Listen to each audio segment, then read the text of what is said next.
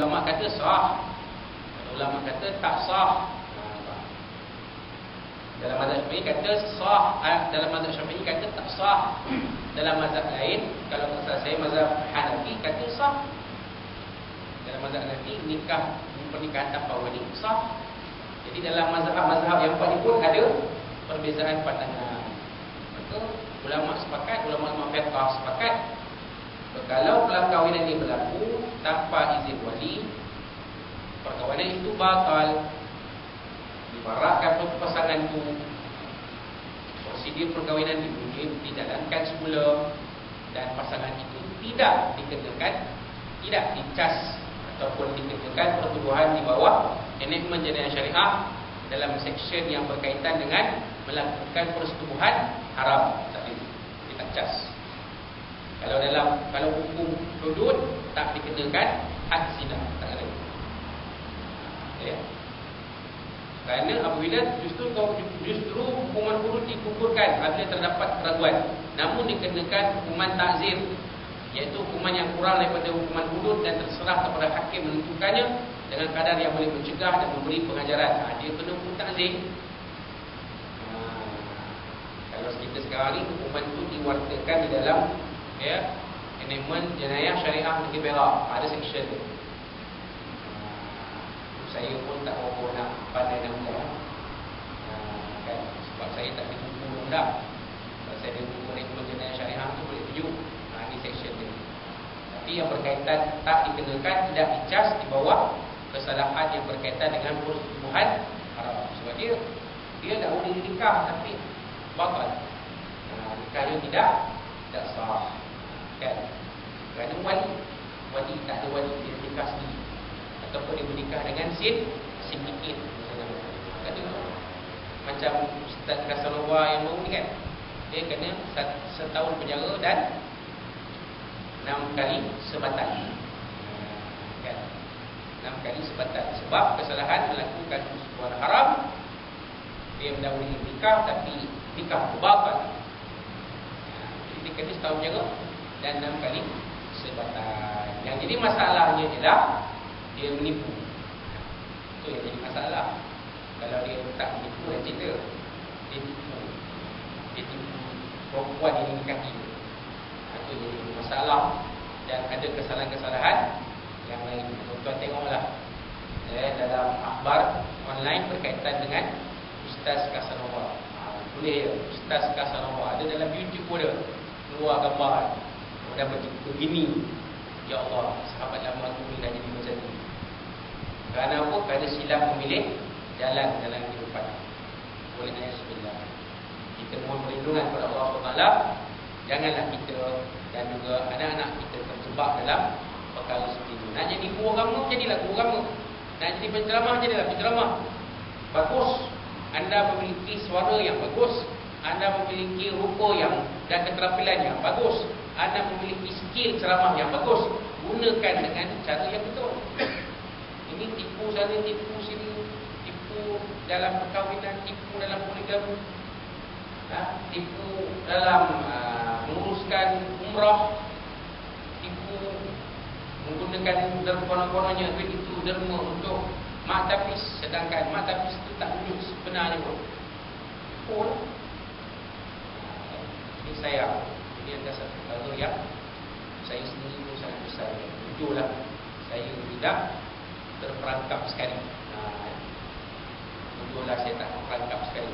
Baru-baru nak baik tu, tengok lain macamnya. Yang betul-betul diri ni, yang punya awak ni sekedar bulan dekat kerja, sekedar yang tangkap dah itu juga. Itu yang masalah. Wallahualam. Baik, 1.4.6 wali perkahwinan mengikut turutan. Kita tengok dalam kitab.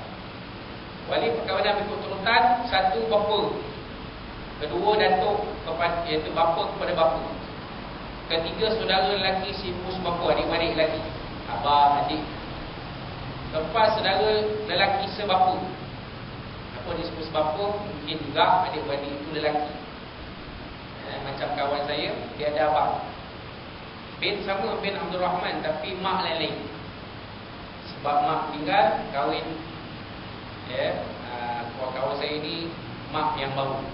Abang dia mak daripada mak yang lain, mak yang dulu, arwah mak yang dulu. Jadi sebapa, tapi ibunya lain, tak sama. Ataupun kalau bapa kita tu berkahwin, berpoligami kan. Sebab tu bin sama bin Ahmad, macam mantan almarhum mantan mufti Iskandar Syekh Haji Ahmad ada 4 isteri.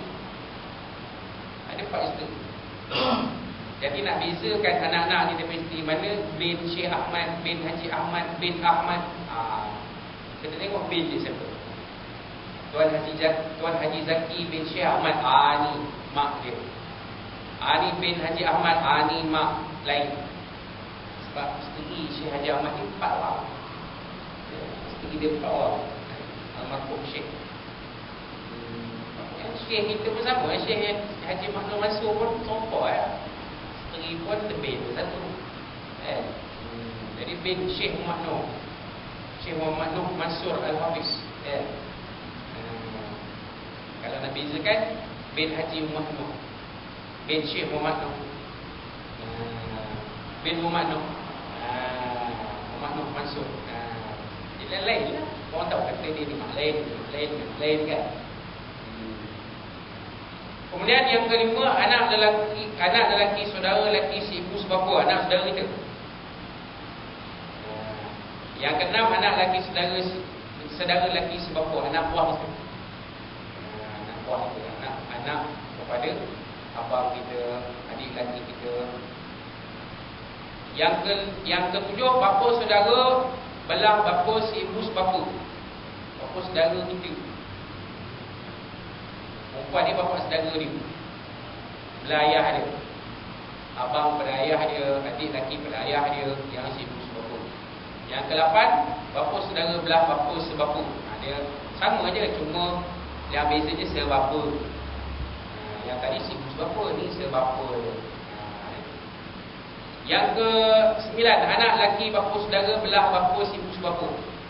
Anak lelaki bapa saudara ni sepupu lelaki lah, sepupu lelaki. Itu maksud. Yang ke-10, anak lelaki bapa saudara belah bapa sebapa pun macam tu juga, sepupu lelaki.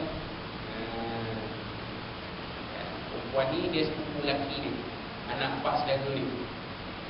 Kan? Yang ke-11, semua lelaki yang mewarisi harta secara asbabah. Yang ini kena rujuk kepada faraid itu.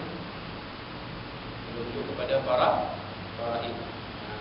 Selain daripada yang ini, kalau ada lelaki yang mendapat harta secara asbabah, dia pun boleh menjadi wali. Yang akhir sekali ke-12, qadhi. Hadis berdasarkan hadis Nabi SAW yang kita baca tadi. Fasultanu waliyum mawa waliyada. Dah sekali dah tak ada sesiapa dah, dia turun kepada wali sultan, yang ni qadhi ataupun pegawai takbir ramu.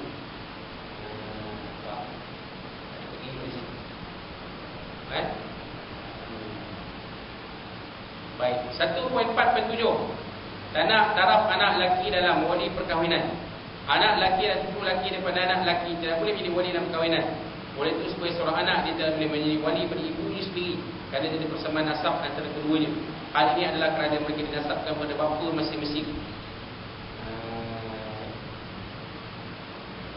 Contohnya maknya, contohnya mak nak kahwin baru, boleh tak anaknya tu jadi wali? Tak boleh. Sebab dia nasab pada bapa dia, bapa yang asal arwah bapa dia, ataupun bapa dia lah. Mak cerai, mak nak kahwin baru, boleh tak anak lelaki jadi wali pada mak dia? Tak boleh. Kalau ada cucu pula, boleh cucu tu jadi wali kepada nenek dia, opah dia? Tak boleh. Anak lelaki bapa saudara boleh menjadi wali pada ibu saudaranya, sekiranya dia ada wali yang lebih hampir untuk mengahwinkan ibu saudara dia. Ibu saudara, katalah mak temah, mak minah, ada dia suami dia meninggal, ada anak buah, anak buah